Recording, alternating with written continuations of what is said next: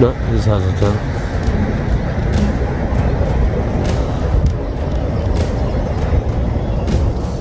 Hurry up! Let him know! Hurry up!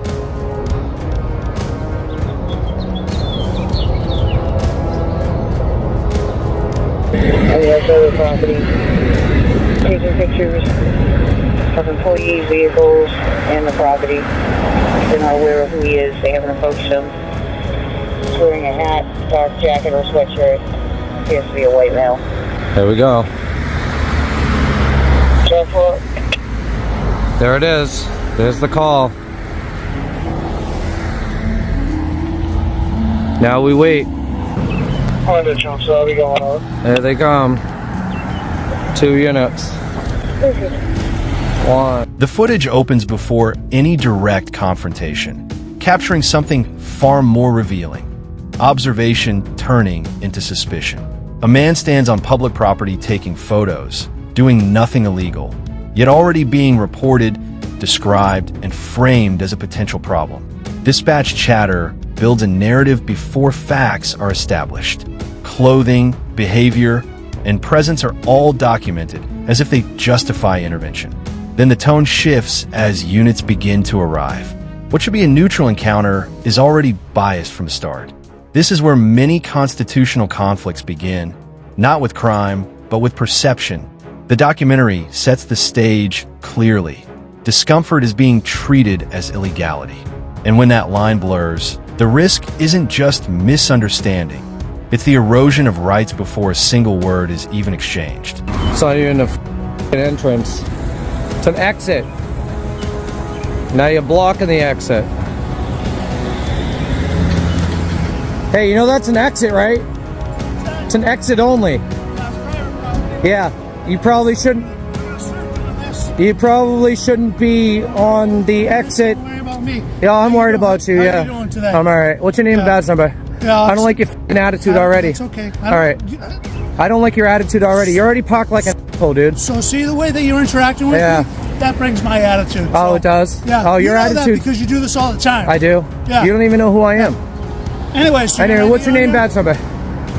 I can't say it with the... How do you spell that? How do you say that? There. Zaire. Do you have a badge number? Right here. 112. I like that badge. It's nice. Yeah. Thank you. Yeah. All right, so I'm going to assume you don't want to produce any ID? What do you think? Do I have to? No, you don't have to. All right, so why would you ask? Thanks. Why would you ask? Because you can? Because I can. Because you can, Exactly. yeah. Because people, people, right, like me, know our fucking rights. Right, but I have the same rights as you. So if I No, right now you don't. If I No, want to yours ask are your very limited. ID number? Yeah. Your ID. Yeah. Your license? Yeah. I can. Yeah. Okay. You said no? Yeah. Good. All right. Bye. Stop blocking the entrance like an asshole. I'll park there if I want. Yeah, I know you will. And I'll do what I want.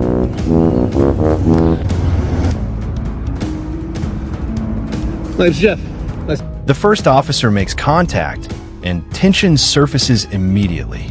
Instead of a neutral approach, the interaction begins with authority and attitude. The officer comments on positioning, claims private property, and quickly shifts into control mode. But the citizen doesn't react emotionally. He responds with questions. Calm, direct, and deliberate. When asked for identification, the response is simple. Is it required? The officer admits it isn't. That moment changes everything. The request is exposed as optional, not lawful. And when pressed further, the justification collapses into a single phrase, because I can. That statement reveals more than intended. It exposes a mindset where authority is exercised without necessity. The citizen doesn't escalate. He doesn't comply out of pressure. He simply stands firm. And just like that, the officer disengages. I'm one of the supervisors out here on this property. Okay. So the reason I'm here because we have numerous calls. Someone soliciting out here. Okay. Anything past that, you could go ahead, but this is ours. Actually, this is the public right away. I'm going to have to go ahead and disagree with you. I have just as much right here be here as anybody else does. Okay. Do you have a name? My name is Jeff. Jeff. Ari. Nice to meet you. Nice to meet you. Can you stand here while I make a phone call? Sure. Yeah. Okay. All right. Thank you, sir. I appreciate it. Yes. I would have to talk to my director. You fine? Okay. If anyone comes across Have them call me. I know what to tell them. Okay, thank you. Thank you for your service. Yeah, I was originally over there, and they told me to come over here. All right. Thank you, all right. Nassau County Sheriff's Department, Latark on the recorded line. Hey, this is Director from Amelia Island Plantation. How are you doing? Good, how are you? Pretty good. Have you guys got any reports of a homeless gentleman that is blocking the roadway in front of Long Point? Not as of today, no. We haven't received anything. Okay. Just talked to one of my officers out there. It's a guy that's holding up a sign saying homeless vet, God bless America, and he's soliciting people driving out of Long Point for money, approaching cars and standing in the roadway. Is there any way we could have somebody go check him out? Yeah, of course. We would take care of it, but he's outside of our jurisdiction. He's on the county right away. He's got a wooden box with him and then his sign, and his first name is Jeff. He wouldn't give my officer his last name. Our officer. As supervisors step in, the situation shifts from confrontation to justification. A new narrative emerges. Claims of solicitation, complaints, and disruption begin to surface. But the facts remain unchanged. The citizen stands on what he identifies as a public right-of-way, challenging earlier claims of private property. The supervisor attempts a more composed approach, requesting cooperation while making calls to confirm jurisdiction. And that's where the cracks begin to show. Conversations behind the scenes reveal uncertainty.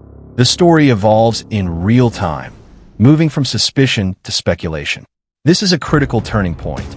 When legal authority isn't clear, it often gets replaced with administrative maneuvering. But the citizen doesn't argue emotionally. He waits, listens, and allows the process to expose itself. And slowly, the original claims begin to fall apart. The roadway and just for his safety and safety of the cars, and he said, nope, I'm standing right here, so. Okay. But no video camera as far as we can tell, and no weapons as far as we know. Okay. All right, we'll get someone out there, okay? Thank you. Thank you. Bye. Bye. What's up? I'm trying to tell you, you don't have to go somewhere else with that. Why's that? You can't solicit, and then you're on private property children. Yes, sir. Get moving. You get it moving. I just got here. Get back in your sweet-ass cruiser and get out of here. How do you say your name? And why is that? Because you've made contact with me and you're a law enforcement officer. Shouldn't you have introduced yourself when you first made contact with me instead of telling me to get out of here? Tell me why I Because you got no business here. why don't I? You don't have any legitimate business here. Why don't I? Well, maybe you do. You can hang out with me if you want, but I'm not going anywhere. You've already screwed up multiple times. You already said I'm on private property, which I'm not. You've already said I can't be here, which I can. And there's nothing you can do about it. So have a nice day. That's why I'm just saying. Hey, keep it at that. Keep it at that. Yeah, just get back in your cruiser and have a nice day. Okay. God bless you. What follows is a textbook example of narrative collapse. Officials attempt to reframe the situation, now labeling the individual as a solicitor, possibly homeless, possibly obstructing traffic. Yet each claim lacks solid backing. Phone calls confirm there are no active reports, no verified threats, no legal violations. The more the situation is examined, the weaker the justification becomes. Meanwhile, the citizen remains composed, allowing facts, not tie-ins, to lead the interaction. This moment highlights a powerful reality. Authority often depends on unchecked assumptions. Once those assumptions are challenged, the structure begins to crumble. The presence of a camera, combined with awareness, forces transparency. And transparency exposes the truth. There is no crime here, only a situation that was misinterpreted and escalated without cause. Hey, do me a favor.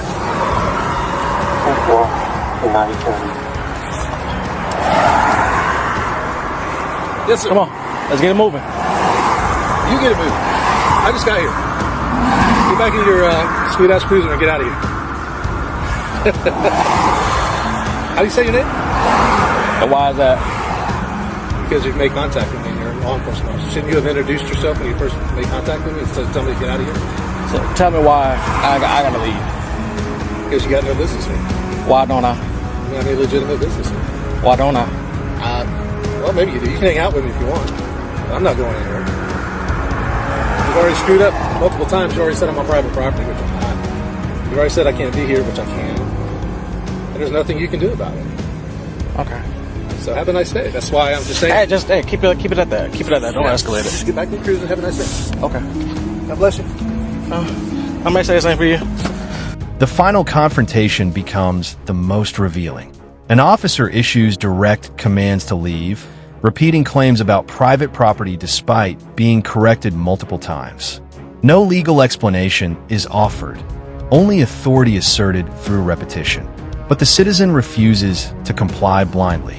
Instead, he dismantles each claim calmly, pointing out inconsistencies and reinforcing his right to remain. This is where the dynamic fully shifts.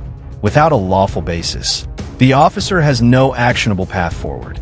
No detention, no citation, no arrest, only retreat. The moment is quiet but powerful. It demonstrates that enforcement without law cannot sustain itself under scrutiny.